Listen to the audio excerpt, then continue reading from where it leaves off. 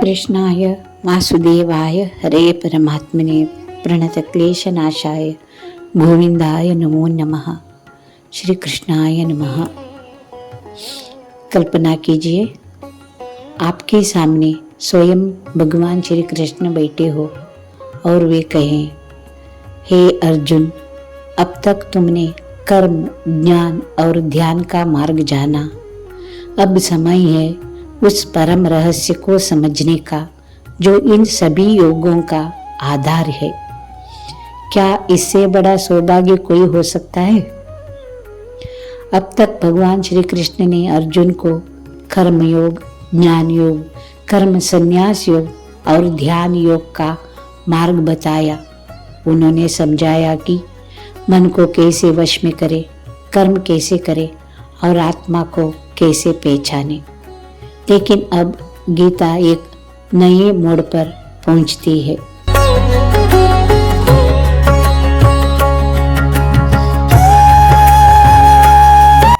अब श्री कृष्ण केवल जीवन जीने की कला नहीं सिखाएंगे, वे अपने वास्तविक स्वरूप का परिचय देंगे।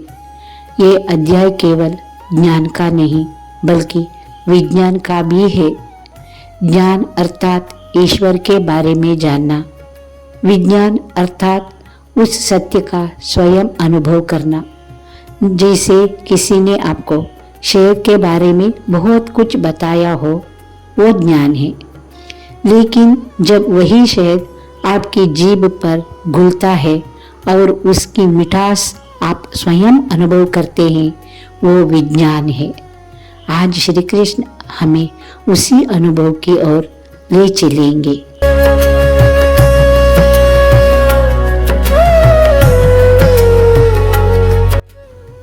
ये अध्याय है ज्ञान विज्ञान योग।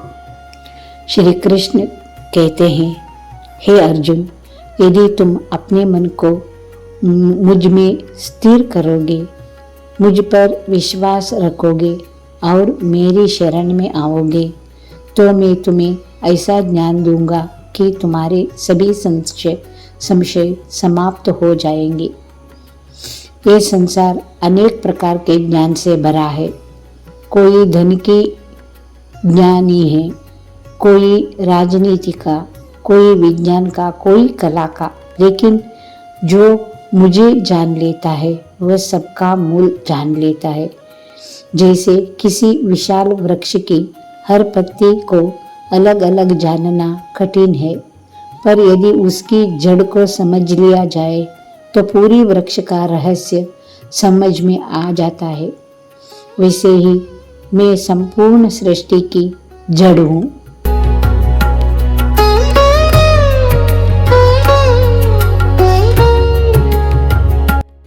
जड़ और वृक्ष, चलिए समझते हैं। एक बालक रोज अपने दादाजी के साथ बगीचे में जाता था। वह हर दिन पेड़ की पत्तियां गिनता, फूल देखता, फल देखता। एक दिन उसने पूछा, दादाजी, इस पेड़ का सबसे महत्वपूर्ण भाग कौन सा है, फूल, फल या पत्तियां? दादाजी मुस्कुराए। उन्होंने मिट्टी हटाकर जड़ दिखाई।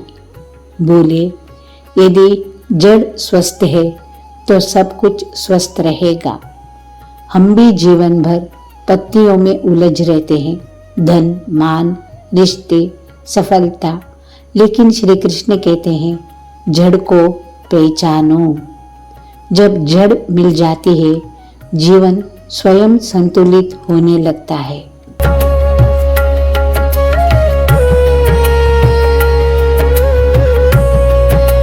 श्री कृष्ण आगे कहते हैं, हे अर्जुन, ये संपूर्ण प्रकृति मेरी ही शक्ति है। पृथ्वी, जल, अग्नि, वायु, आकाश, मन, बुद्धि और अहंकार, ये मेरी अपरा प्रकृति है। लेकिन इनके अतिरिक्त एक और शक्ति है, वह है जीवात्मा। उसी के कारण शरीर जीवित है। जैसे बिजली के बिना सबसे महंगी मशीन भी निष्प्राण हो रहती है, वैसे ही आत्मा के बिना शरीर केवल मिट्टी है।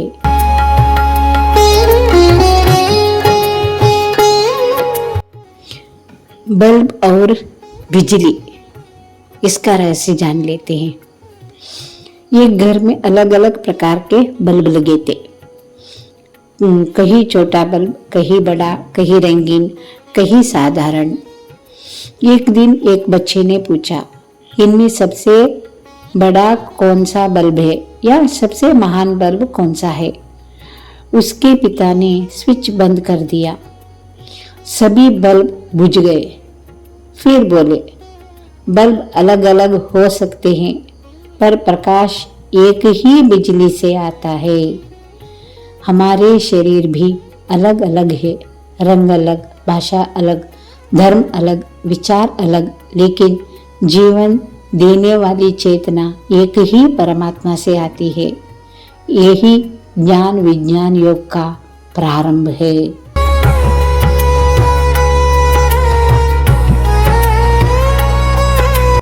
श्री कृष्ण कहते हैं, हे अर्जुन, इस संसार में जो कुछ भी सुंदर है, जो कुछ भी शक्तिशाली है, जो कुछ भी पवित्र है, वह सब मेरी ही झलक है। जल में जो रस, वह मैं हूँ।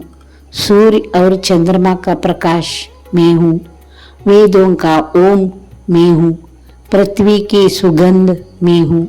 अग्नि का तेज मैं हूँ। जीवों का जीवन मैं हूँ। तपस्वियों का तप मैं हूँ।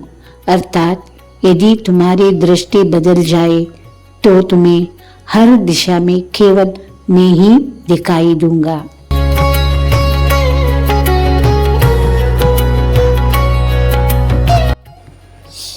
एक छोटी बच्ची ने अपनी माँ की सुंदर मोतियों की माला देखी। वह बोली, माँ कितनी सुंदर मोती है। माँ ने मुस्कुराकर पूछा, और उन्हें बांधने वाला धागा दिख रहा है? बच्चे ने कहा, नहीं। माँ ने माला तोड़ी, सारे मोती बिखर गए। माँ बोली, जो दिखाई नहीं देता वही सबको जोड़े हुए हैं।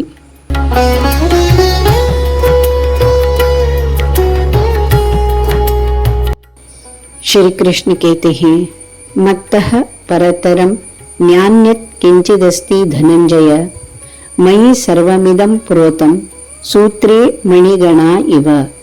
इसका अर्थ है, हे अर्जुन, मुझसे श्रेष्ठ कुछ भी नहीं।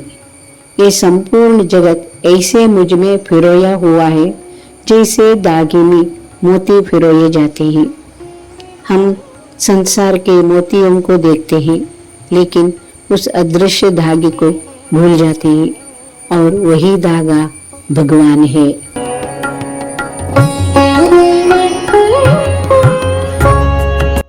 फिर अर्जुन पूछता है, यदि आप हर जगह हैं तो लोग आपको पहचानते क्यों नहीं? श्री कृष्ण उत्तर देते हैं, क्योंकि मेरी माया अत्यंत अद्भुत है। ये 3 गुणों सत्व, रज और तम से बनी है। यही माया मनुष्य को बाहरी आकर्षणों में उलझाए रखती है। इच्छाएं, अहंकार, लोभ, क्रोध, यही सब मनुष्य की दृष्टि पर पर्दा डाल देता है। जैसे घने बादल सूर्य को नहीं मिटाते, वे केवल हमारी आंखों से उसे छिपा देती है, वैसे ही माया भगवान को नहीं छिपाती, वह केवल हमारी दृष्टि ढक देती है।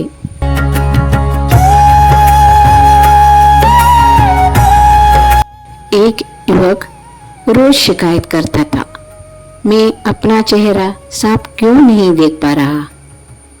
उसके गुरु ने दर्पण उठाया। दर्पण पर धूल जमी थी। उन्होंने कहा, चेहरा नहीं बदला, दर्पण साफ करो।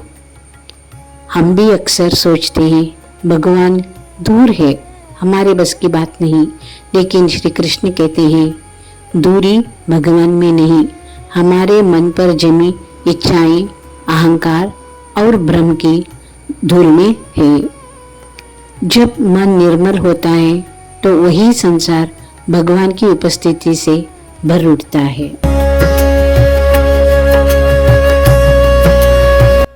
श्री कृष्ण आगे कहते हैं, बहुत से लोग मेरी शरण में आते हैं, कोई दुख में, कोई धन की इच्छा से, कोई जिज्ञासा लेकर, और कोई मुझे वास्तव में जानने की चाह से। मैं सबका स्वागत करता हूँ, क्योंकि जो भी मेरे ओर एक कदम बढ़ाता है, मैं उसके लिए अपने द्वार खोल देता हूँ। लेकिन उनमें सबसे प्रिय वह है जो मुझे केवल प्रेम के कारण चाहता है, जो मुझे पाने के लिए नहीं बल्कि मुझ में खो जाने के लिए आता है।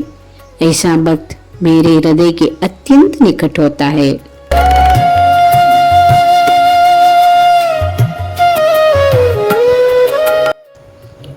चार यात्री एक पर्वत पर बने मंदिर की ओर जा रहे थे। पहला बोला, मैं संकट से बचने के लिए आया हूँ। दूसरा बोला, मैं धन और सफलता मांगने आया हूँ। तीसरा बोला, मैं जानना चाहता हूँ कि भगवान वास्तव में है या नहीं। चौथा मुस्कुराया और बोला, मैं कुछ मांगने नहीं आया, मैं तो केवल उनके दर्शन करने आया हूँ। मंदिर के पुजारी ने कहा, चारों का स्वागत है, लेकिन जो केवल प्रेम से आया है वह भगवान के सबसे निकट पहुंच चुका है।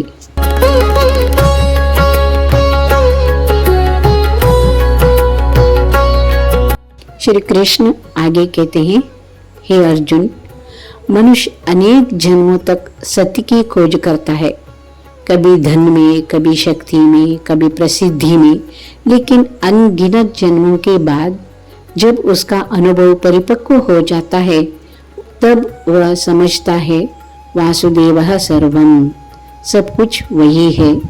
तभी वह पूरी श्रद्धा से मेरी शरण में आता है। ऐसा महात्मा अत्यंत दुर्लभ होता है।